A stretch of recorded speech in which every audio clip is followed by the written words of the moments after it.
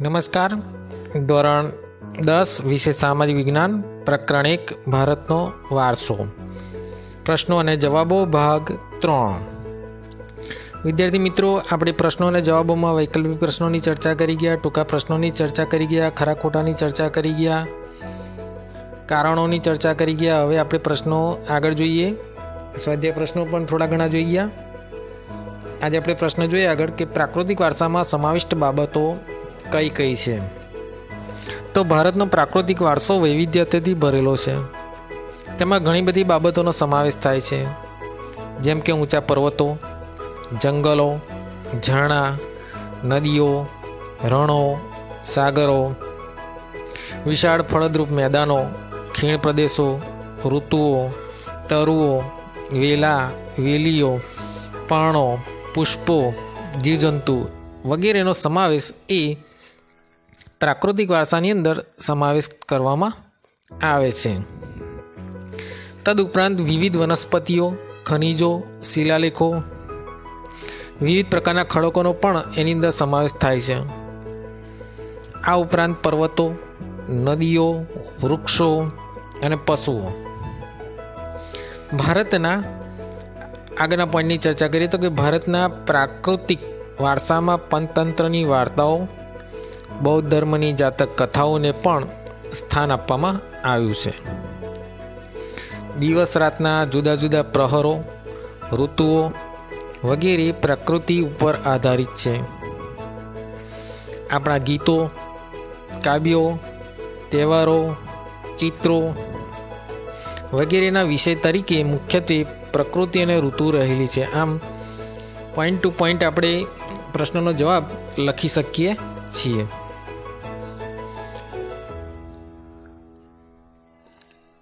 આગળનો પ્રશ્ન જોઈએ. આપણો સાંસ્કૃતિક અને પ્રાકૃતિક વારસો પરસ્પર ગાઢ સંબંધ ધરાવે છે. વિધાન સમજાવો. પરીક્ષાની અંદર આ રીતના પ્રશ્ન પૂછાય, અથવા તો ઉલટી રીતે પ્રશ્ન પૂછે કે ભારતનો પ્રાકૃતિક અને સાંસ્કૃતિક વારસો સમૃદ્ધ અને વૈવિધ્યપૂર્ણ છે. આ વિધાન સમજાવો. વિધાનનો જવાબ એક જ છે, પણ પ્રશ્ન બંને અલગ અલગ રીતે પૂછેલા છે.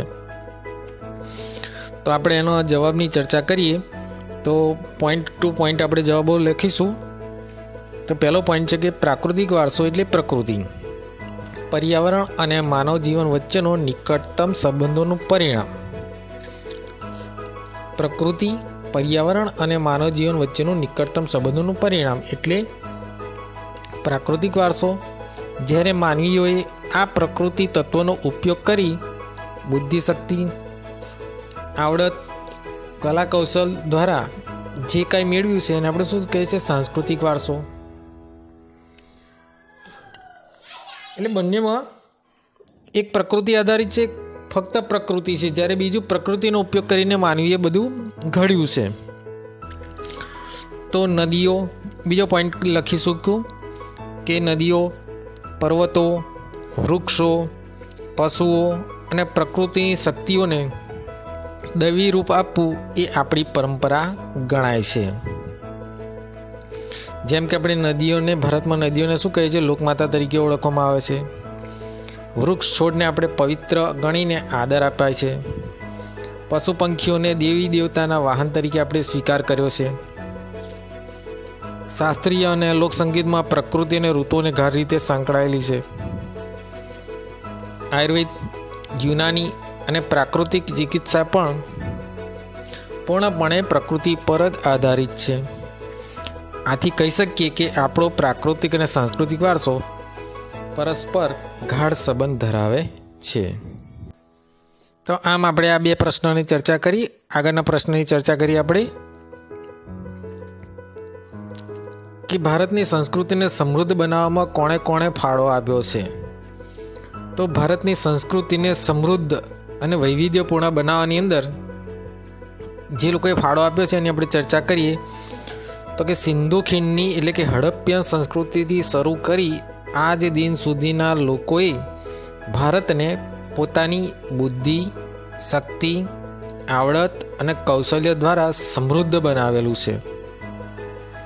જેની અંદર અનેક ઋષિમુનિઓ, સંતો, વિદુષીઓ, ઇતિહાસકારો, વિદ્વાનો, ચિંતકો, વૈજ્ઞાનિકો, સંશોધકો, કલાકારો, કારીગરો વગેરે સંસ્કૃતિના સમૃદ્ધ દેહપિંડ ઘડવામાં પોતપોતાનો યથાયોગ્ય ફાળો પણ આપેલો છે. આમ આપણે કહી શકીએ કે ભારતીય સંસ્કૃતિ ઘડવાની અંદર કોણે કોણે યોગદાન આપ્યું છે? તો ઋષિમુનિઓ, સંતો, વિદુષીઓ, ઇતિહાસકારો, વિદ્વાનો, ચિંતકો, વૈજ્ઞાનિકો, સંશોધકો, કલાકારો, કારીગરો વગેરે આપણા સંસ્કૃતિના સમૃદ્ધ દેહપિંડ ઘડવામાં પોતપોતાનો યથાયોગ્ય ફાળો આપેલો છે. તો આ રીતના આપણે પ્રશ્ન લખી શકીએ. બરાબર, 2 ગુણનો આ પ્રશ્ન છે, તો એનો જવાબ આપણે આ રીતના લખી શકીએ છીએ. આગળ બીજા પ્રશ્નની ચર્ચા કરીએ. સ્વાધ્યાય પ્રશ્ન છે આ કે ભારતની રાષ્ટ્રીય મુદ્રામાં કયા કયા પ્રાણીઓને દર્શાવેલા છે? આપણી જે રાષ્ટ્રીય મુદ્રા છે એની અંદર કયા કયા પ્રાણીઓ દર્શાવેલા છે? તો ભારતની રાષ્ટ્રીય મુદ્રાની અંદર 4 સિંહો, ઘોડો અને બળદ પ્રાણીઓ દર્શાવેલા છે. આગળ તમે કોઈ પણ યુપીએસસીની, જીપીએસસીની કોઈ પણ સ્પર્ધાત્મક પરીક્ષા આવતી હોય એની અંદર પણ આવા પ્રશ્નો આવે છે. તો એની અંદર આપણે આ પ્રશ્નનો જવાબ આપણે લાંબા સમય સુધી યાદ રાખી શકીએ. તો શું કરીશું કે આપણી જે રાષ્ટ્રીય મુદ્રા છે એની અંદર તો પહેલું યાદ રાખો કે 4 સિંહો છે, ઘોડો અને બળદ આ પ્રાણીઓ દર્શાવવામાં આવેલા છે. આગળનો બીજો પ્રશ્ન જોઈએ. ભારતીય સંસ્કૃતિની વિશેષતાઓ કઈ કઈ છે? તો ભારતીય સંસ્કૃતિની વિશેષતાઓ નીચે પ્રમાણે છે, એટલે કે આ પ્રમાણે છે. તે જોઈએ, પોઈન્ટ ટુ પોઈન્ટ આપણે નોંધ કરીતા જઈએ કે ભારતીય સંસ્કૃતિ વિશાળ અને સપ્તરંગી છે. તે સંકુચિત કે મર્યાદિત નથી. ભારતીય સંસ્કૃતિ કેવી છે? વિશાળ અને સપ્તરંગી, સંકુચિત કે મર્યાદિત નથી. ભારતીય સંસ્કૃતિમાં વિજ્ઞાન અને ધર્મ, લૌકિક આદર્શો અને વ્યવહારિક જ્ઞાનનો સુભંગ સમન્વય થયેલો જોવા મળે છે.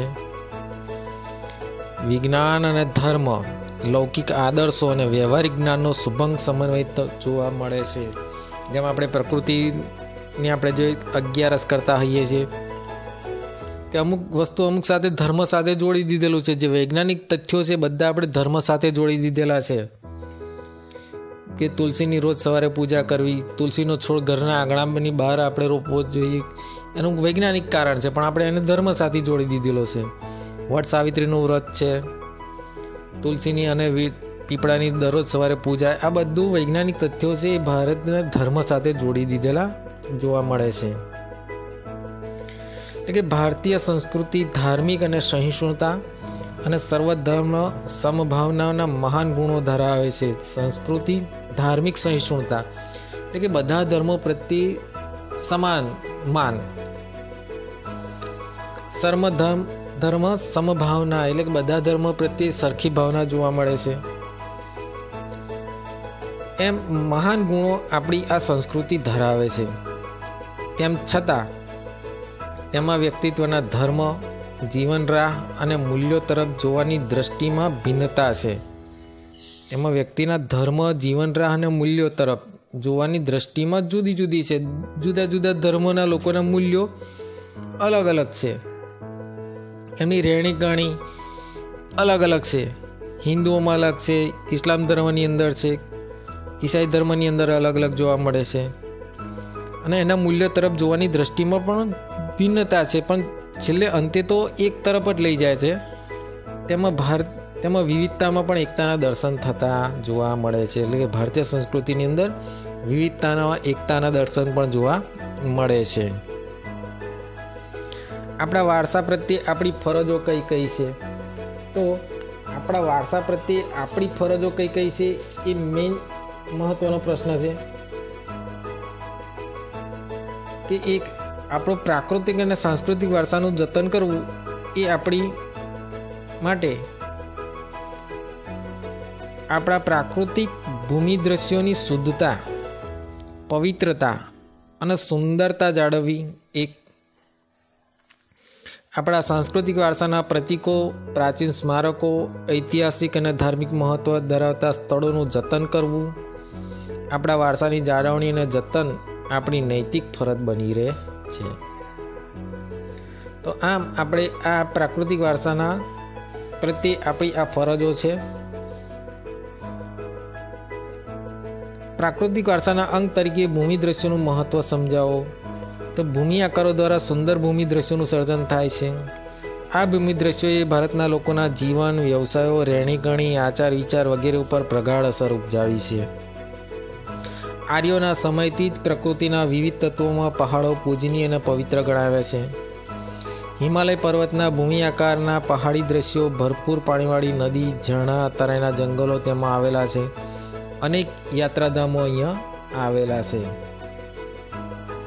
હિમાલય પર્વત સદીઓથી ભારતની પ્રજાના વારસાનો જ એક ભાગ છે, જેનાથી ભારતીયનું જીવન સમૃદ્ધ બનેલું છે.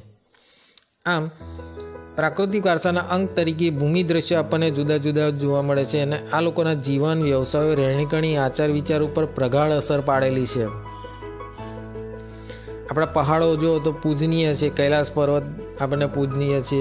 કોઈ પણ પર્વત લઈએ તો આપણને એને પૂજન કરીએ છીએ. સુમેર પર્વત, કોઈ પણ પર્વત તમે લઈ શકો છો. ઝરણાઓ પણ આપણે નદીઓથી ભરપૂર ઝરણા, તરાઈના જંગલો, યાત્રાધામો, ચારધામ, કેદારનાથ, બદ્રીનાથ, ગંગોત્રી, યમનોત્રી વગેરે યાત્રાધામો પણ જોવા મળશે. એ પણ બધા આપણે પવિત્ર ગણીને પૂજીએ છીએ. તો આમ આપણે આ ભાગની અંદર આટલા પ્રશ્નોની ચર્ચા કરી. આગળના ભાગોની અંદર બીજા પ્રશ્નોની ચર્ચા કરીશું. જય હિન્દ, જય ભારત.